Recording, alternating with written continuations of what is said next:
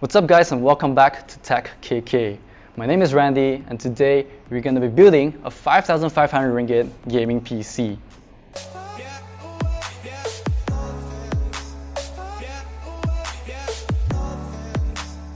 So guys, for a gaming PC, we're definitely going to be doing an Intel build this time. So no more Ryzen, we're going to be using the Intel CPU right here. But before I start, I'd like to note a few things.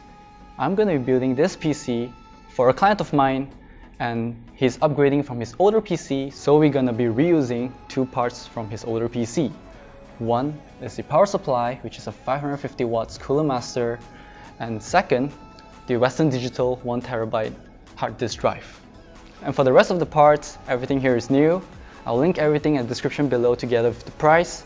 So without further ado, let's get started. Starting off with the processor, I'm using the Intel i5-8600 CPU, which is an 8th gen Intel processor released on April 2018. Featuring 6 cores and 6 threads with base clock of 3.1 GHz and boost clock of 4.3 GHz. The memory support for this is a maximum of 64 gigs DDR4 2666 MHz, which you all need to take note of when selecting the motherboard. It supports the latest Intel Optane memory, Intel Turbo Boost Technology 2.0, which is important to this build because this processor is locked, so there is no way of overclocking this system, but the Turbo Boost is good for single or dual core application, which is why I think it's a suitable CPU for gaming for its price. And then it's the entry-level CPU for Intel that features a 6-core with the highest clock speed, which is one of the main reasons I chose this. And if you guys ask me why am I not using a K version, a K variant, well, it's because of the budget, and I'm saving a couple of hundreds here so I can use it more on the discrete graphic card. And like I've mentioned, gaming still isn't fully utilizing all cores, so it's unnecessary to overclock all the cores, but if you have the budget, 8600K is a good choice too.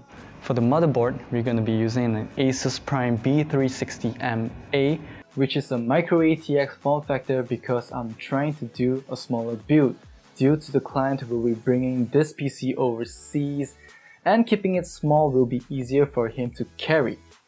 For this build, all I have to make sure is that the motherboard is LGA 1151 socket and B360 chipset for the 8th gen Intel processor that I'm using. Having memory support for DDR4 2666 MHz, which is the max for what i5-8600 CPU is capable of, and those nifty features like M.2 support, USB 3.1, and having a motherboard by ASUS comes with an easy to use UEFI BIOS, which is handy for tweaking. You guys should note that this B360 chipset motherboard cannot do any overclocking, an SLI dual graphic card, so if you are going to use the unlocked CPU, you will need to use the Z370 chipset motherboard instead, and it's going to cost you more. For the CPU cooler, we'll be using an ID Cooling SE214L Snow CPU cooler. I'm not choosing a crazy beefy cooler as it's only to cool down a 65 watt TDP non-overclocking CPU, and choosing air cooling because of the convenience of maintaining it rather than an AIO liquid cooling, because like I mentioned, my client is taking it overseas and easy maintenance is a better convenience for his cost. For the memory, we're going to be using 2 DIMMs of 8 gigs memory from Corsair Vengeance LPX. So this memory will be running at 2666 MHz, which is the optimized speed for this motherboard pairing up with this CPU. And if you want to further reduce the price, I recommend that you do a single 8 gig RAM and consider upgrading in the later future. And I think it's obvious now that I'm picking white color theme for the parts to do a black and white theme build. The star of the show will be this discrete graphic card. I have allocated most of the budget towards this component and have managed to squeeze out a GTX1070Ti. So this is GALAX GTX1070Ti EXOC-SNPR White with 8 gigs of GDDR5 VRAM. Honestly, this build doesn't seem like a mid-end PC anymore, but it's more like a mid-high-end PC because this 1070 Ti is going to blow away any games you throw at it at 1080p max settings. and even less demanding titles like Dota 2, CSGO, and Fortnite at max settings at 1440p. For a mid-end PC build, I would suggest using GTX 1060. That would further reduce another 1000 ringgit and still give you a very good performance for 1080p gaming experience. What's a modern build without an SSD? If you're looking for a budget entry SSD, this Kingston A400 SSD is really something to consider because it only costs 219 ringgit for 240 gigabytes. That's an amazing price for SSD and a very good start to blistering fast, turning on PC, booting into Windows. And 240 gigabytes is plenty for Windows, Steam, and even a few games.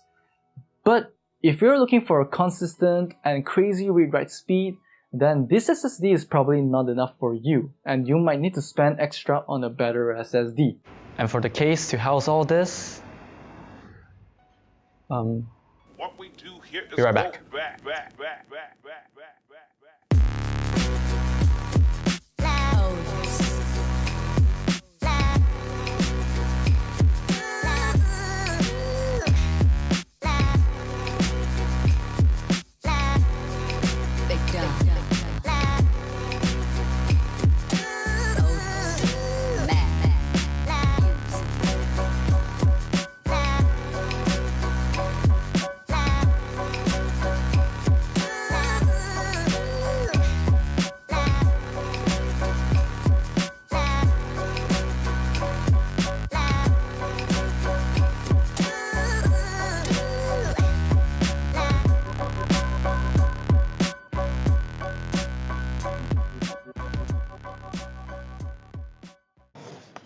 Alright, I'm back.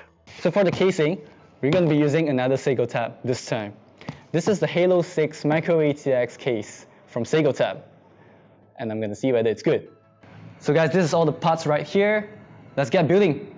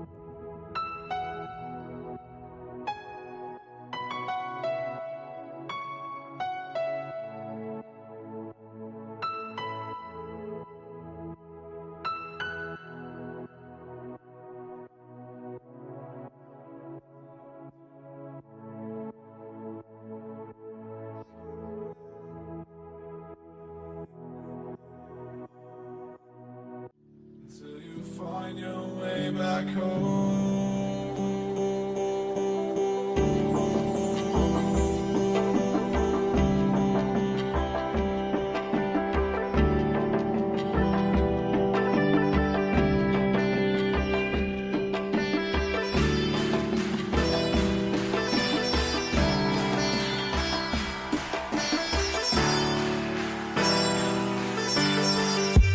Until you find your way back home.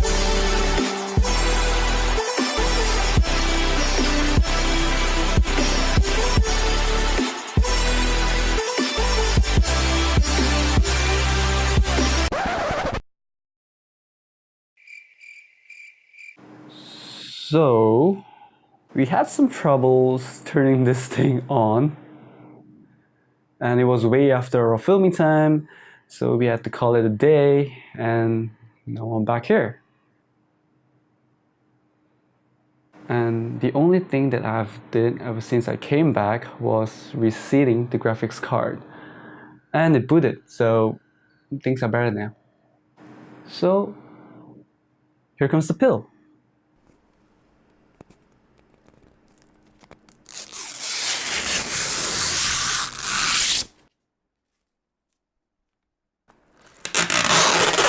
Until you find your way back home.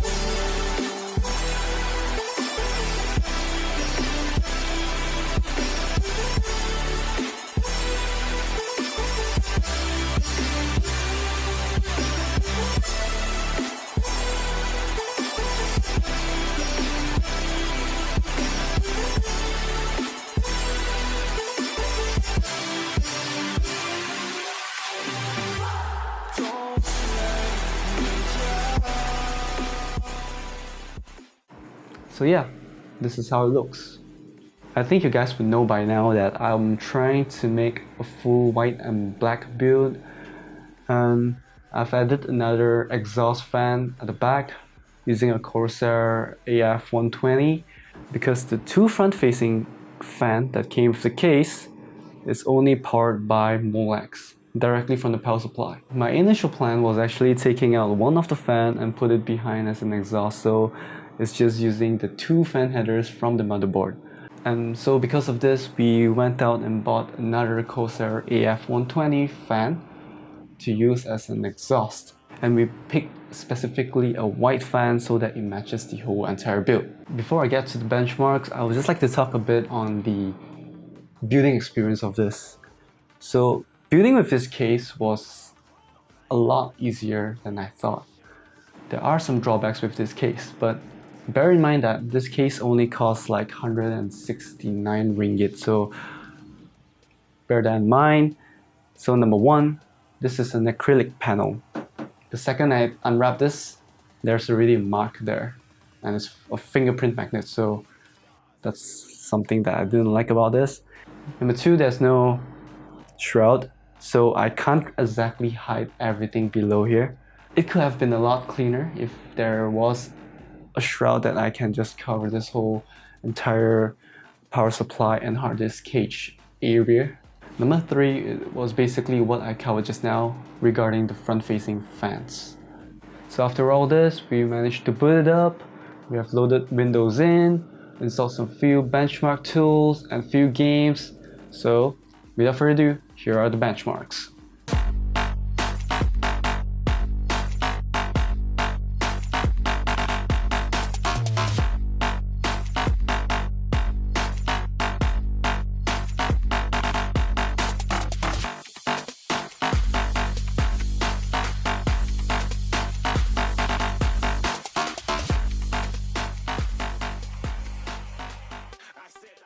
So guys, I'm gonna wrap this up right now. Thank you guys for watching. If you do like this video, give me a thumbs up and get subscribed.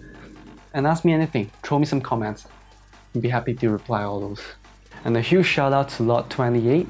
If you guys are in Kota Kinabalu, Sabah, where I am, in Malaysia, and you guys are looking for a chill bar to go to, do check Lot 28 out. I will have their address and everything linked at the description below. So do check them out. And I would like to thank them for letting me a spot to film. So thank you guys so much. You guys are awesome. And thank you guys once more for watching. And I'll see you guys real soon.